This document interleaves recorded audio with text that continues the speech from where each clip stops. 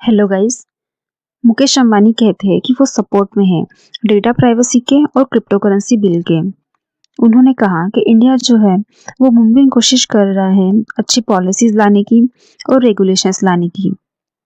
वो कहते हैं कि डेटा ये एक नए ऑयल की तरह हो गया है जिसे प्रोटेक्ट करना हर इंसान का हक है।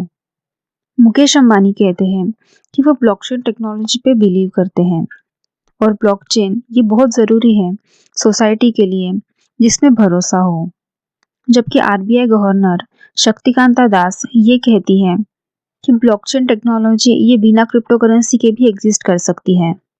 अभी गाइस इस अपडेट पे आते हैं जो रिसेंटली आया है क्रिप्टो करेंसी बिल के बारे में।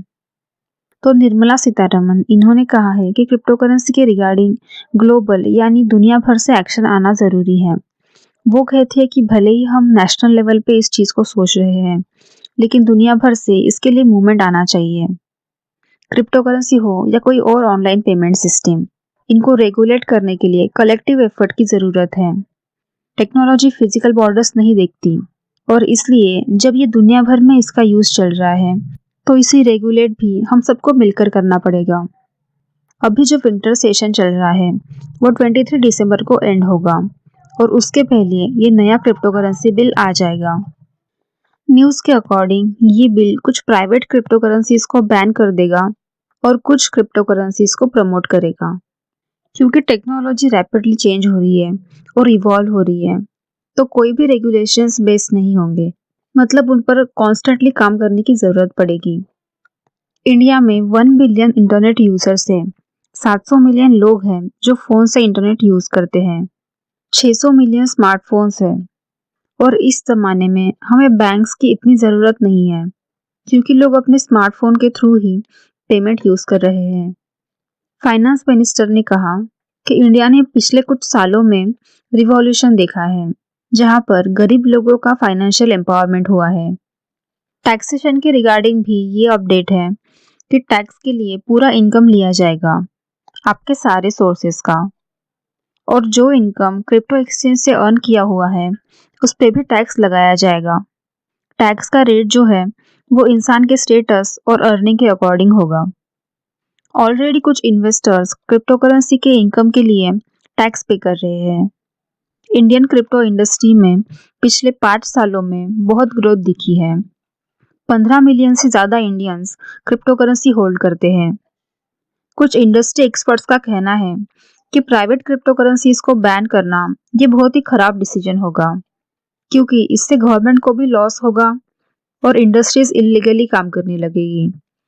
ऑलमोस्ट सारे रेगुलेटरी फॉर्मूलेस हमारे कॉन्स्टिट्यूशन में हैं, क्रिप्टो एसेट्स के लिए, मनी लॉन्ड्रिंग के लिए, इन्वेस्टर्स के प्रोटेक्शन के लिए, फॉरेन एक्सचेंज के लिए, तो इनको बस अडॉप्ट करने की ज़रूरत है। एक रिपोर्ट के अनुसार गवर्नमेंट को ऐसा कोई अप्रोच लाना चाहिए जिससे अथॉरिटीज़ जैसे कि SEBI, RBI, ministry of finance, इनको ये सब देखने की रिस्पॉन्सिबिलिटी हो।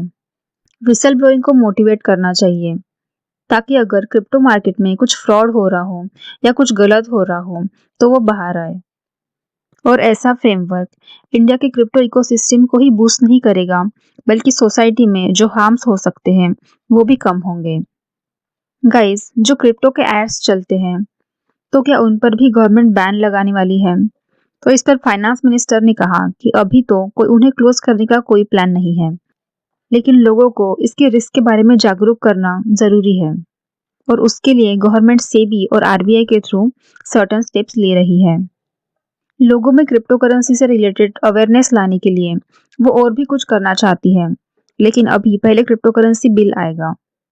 क्रिप्टो को शट करने का क्वेश्चन ये बीजेपी लीडर सुशील कुमार मोदी के द्वारा पूछा गया था और बाद में उन्होंने कहा कि रिसेंट वर्ल्ड कप में 50 करोड़ एड्स में खर्च किए गए थे, जो एड्स बिना डिस्क्लेमर और बिना इसके रिस्क बताए चली थी, जो कि लोगों को मिसगाइड कर सकती है और जिससे लोगों को नुकसान भी हो सकता है।